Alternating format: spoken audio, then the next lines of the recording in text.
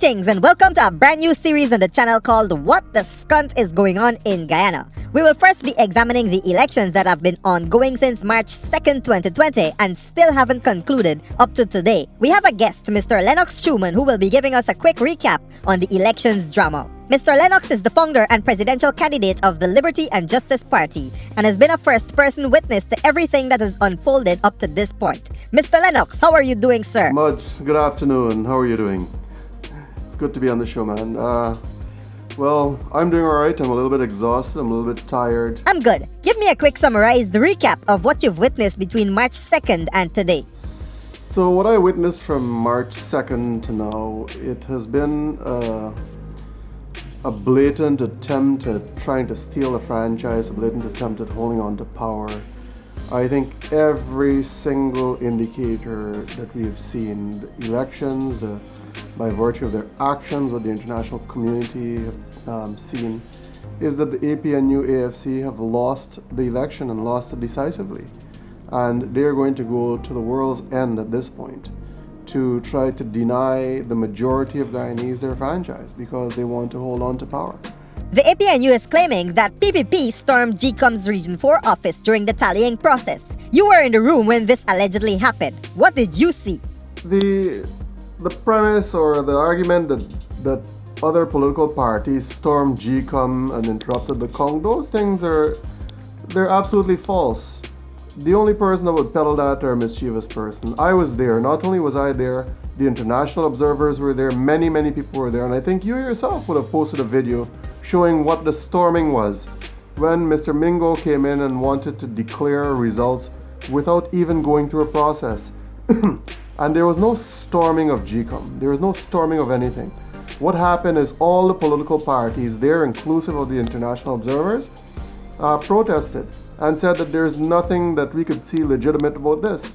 Let's get the process satisfied according to Article 84 of the Representation of People Act, and let's ensure that the SOPs are used and not some, made-up spreadsheet that you would have populated with your own data. And even to that, when we got to the Guyana Elections Commission to look at the results, you could see clearly where numbers were completely scratched out and a new number put in without any signatures, and those did not match the SOPs that we have. When you look at some numbers, for example, a 2 was changed into a 3, and in some cases the 0s changed into an 8 and vice versa. Just blatant stuff that anyone, even a blind person, would be able to see it in this sense. And that is what happened. There was no storming of GCOM, as it were. Basically, the people who were there, all the political parties, all the international observers, and the local observers just said, on what grounds are you declaring those numbers? Because you have not done anything to tabulate the votes, to bring it out and say, look, this is it. What also happened there is that when we went into the back room, when the controversial disk, flash drive and all that stuff was there, a young lady had a paper, a few sheets, I think, upwards of 17 pages, I think. And when we looked at that, it was a printout of the number of voters in each district. There is only one reason why you're going to want those numbers of voters in each district. It is because when you are doing your changing of numbers, you want to ensure that you change the numbers, but it does not exceed the number of voters in that. But the fact that we caught her with the paper, the CID took that paper, then they couldn't figure it out because now they had to go back to square one. And that is why on some of those declarations that were done at the Guyana Elections Commission, you actually had more votes than voters in those regions. And that is a blatant attempt at rigging the process, at changing those numbers. In my view, that is electoral fraud.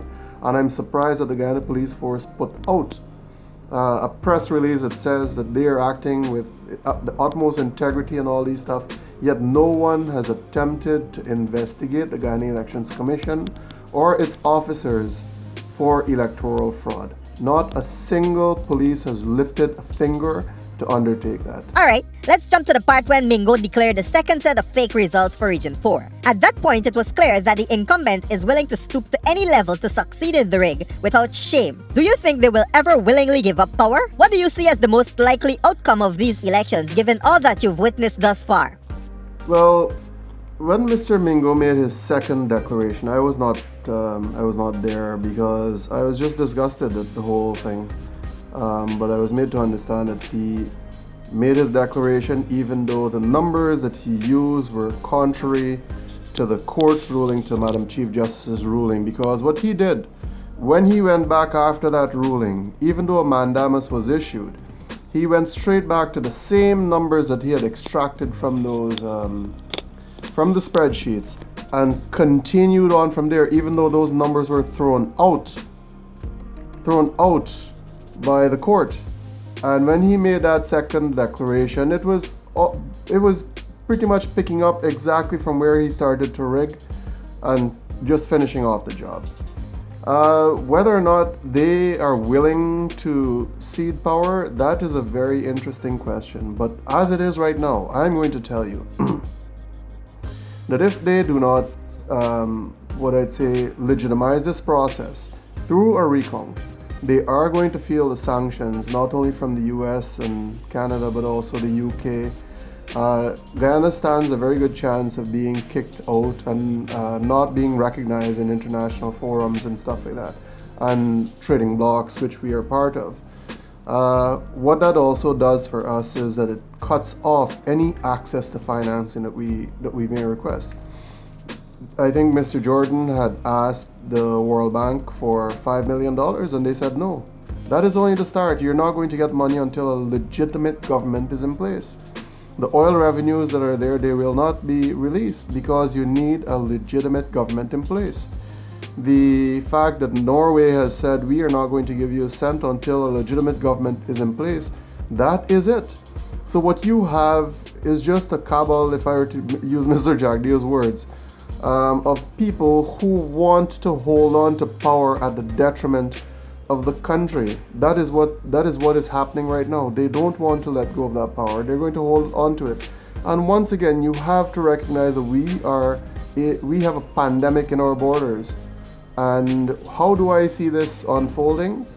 If they are to swear in anyone, the Guyana military, the Guyana police force, all of these people will also have to realize that it puts Guyana in a very, very unusual place, because that means that all of the bilateral training that the Guyana military enjoys with some of these foreign nations will no longer be there. Those things are going to be cut out.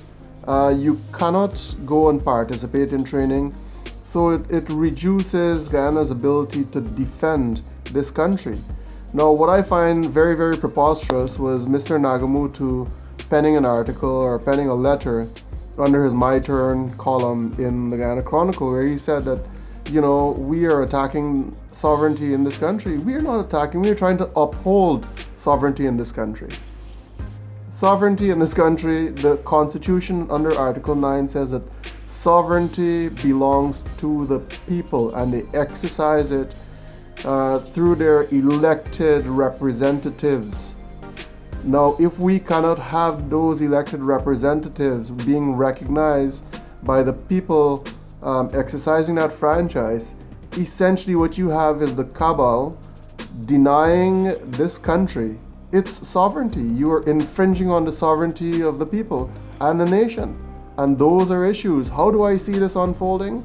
Like I said, if the military swears in someone based on illegitimate results, the military top brass are going to be sanctioned. I think that the police top brass will also be sanctioned. I am almost certain that the Chancellor of the Judiciary would be sanctioned. So it's going to hit a lot of people. We're not asking for nationwide sanctions, by the way. It is very targeted to the authors and supporting cast of trying to rig these elections, and that is what is going to rain down on those people. For the average person, the business people in themselves, we may have some interruption in business.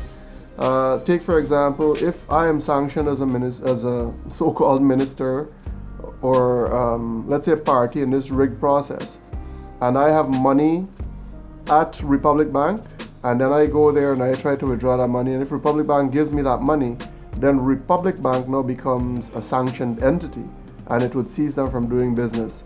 So there are implications to the everyday person, but it would not be to the extent that all of us are thinking. So, I've been accused of being a PPP supporter for calling this thing out for what it is, even though I've been publicly supporting the small party movement. You, sir, have also been called a PPP agent. How do you respond to people who believe that you're PPP aligned because you're on the side of transparency? So the issue of calling people, a PPP supporter and this and that, the reality is anyone that stands against them gets painted in a corner. Any single person that stands against them gets painted in a corner. The minute you start to speak out against injustice, you are obviously not going to, what I'd say, gain the favor of the unjust, right? And that being said, of course, all of us. That is because all of us are caught up in a single fight. It is not about fight for political supremacy at this time. The fight that we are currently engaged in, yourself and me and all the political parties, inclusive of the PPPC, except for the APNU AFC, is a return to a democratic norm and to return this country into a democratic state. But Mud, let me leave something here with you. In the current situation, and I will say this unapologetically, in the current situation, there is no administration that is better equipped to deal with the pandemic that is in our house right now, the economic crisis that is going to overtake this country. There is no political party in Guyana that is better equipped to deal with those things than the People's Progressive Party Civic. I will say that unapologetically. Had you elected the Liberty and Justice Party administration, I can't say that we have the institutional nor administrative experience that those people have had over 23 years. Yes, are there wrongs that might have been done? That is a matter for them to decide, right? What we're saying right now is the stewardship of this country, whether it is medically or economically, cannot be placed in the hands of the incumbent. If you look at the destruction that has happened to this country in the last 5 years, the only political party that stands to, what I'd say, govern this country out of this crisis, it is the People's Progressive Party Civic. Now, whether or not we are sympathetic towards that is people's personal choice. We have to accept the fact that the People's Progressive Party won these elections, and we should not deny them their victory, because when we do that, we're also denying this country a future that awaits us, and to avoid our people just dying and laying dead in the streets from the COVID pandemic that is here right now. And also, I think the numbers that are coming out, 19 cases and all these things, those numbers are wrong. I want to believe that the cases in Guyana right now are in the hundreds. And I don't know why the mayor of Georgetown is refusing to lock down the city. There should be a curfew, and that curfew should be implemented, and let's get the city dealt with so that we avoid the spread of the COVID-19. And when I say about the PPP would have been in a better position to manage the country, look at how much money they left in the treasury, and look at how much money these guys have in the treasury right now. There's no relief that is available for any person who is suffering from financial gain, financial strain and all these things, right? Those things I think would have been a better approach if that bank was still nice and thick right now. But that has not happened. There is also a looming mental health crisis that is going to envelop this country. No one has been talking about mental health. When you stop a person from earning, when you put them in a virtual prison at home, when you restrict their social activities, imagine the mental struggles that many, many, many people are going to go through. And there has been no mental health helpline or hotline that has been set up with trained psychologists to address these issues, or social workers. There isn't enough. And we are being reactive in this pandemic here. And I'm hopeful that good sense prevails, which it has not seemed like it does so far, except within the courts. I hope that good sense prevails and that we approach this recount. Let's get it done as expeditiously but with integrity as we possibly can. And let's move on. Let's get on. Because this country, aside from the pandemic, we're going to suffer from an economic crisis that is already here. We're going to have a lot of mental health issues in this country that will come out of the economic slowdown and the pandemic and the loss of life and all of these things. we have to start preparing. We really do. So the fact that they're painting us, all the small parties, yourself, quite a number of people are being painted as PPPC. I'm not going to go and battle those people. I think it is mostly the idiots that are going to make those remarks, and I'm happy with leaving them there. Let them do what they do. This thing is already dragged out for a month. What do you expect in the next coming days? The question on what can we expect in the next few days, what we can expect is that the administration, not administration because technically they're out of office, but the incumbent, the APNU AFC, will do every single thing that they can to deny this nation a democratic, closure to a democratic process. They are going to do every single thing that they possibly can. I was made to understand that even though the court did not grant them leave to go and file an appeal, they did that today anyway. The Ulitamore case has been appealed to the appeals court at this point. If this is not madness, how much further are you going to go? If there was ever a doubt in your mind, that doubt should be erased, vanished. That these people are afraid of going to the ballot boxes because it would show very, very clearly, it would demonstrate very clearly what everyone already knows and everyone has already accepted, except for a few people who seem to think that the reprieve is at the appeals court. All you have to do is to go and count the ballots. If you know you would have won, what is so hard about going to the ballots and saying, you know what, let's count this because we know we've won? What is so wrong with that? So what they've done now is they've taken the Ulitamore's case and appealed it to the appeals court, even though the full court did not grant them leave to go and appeal.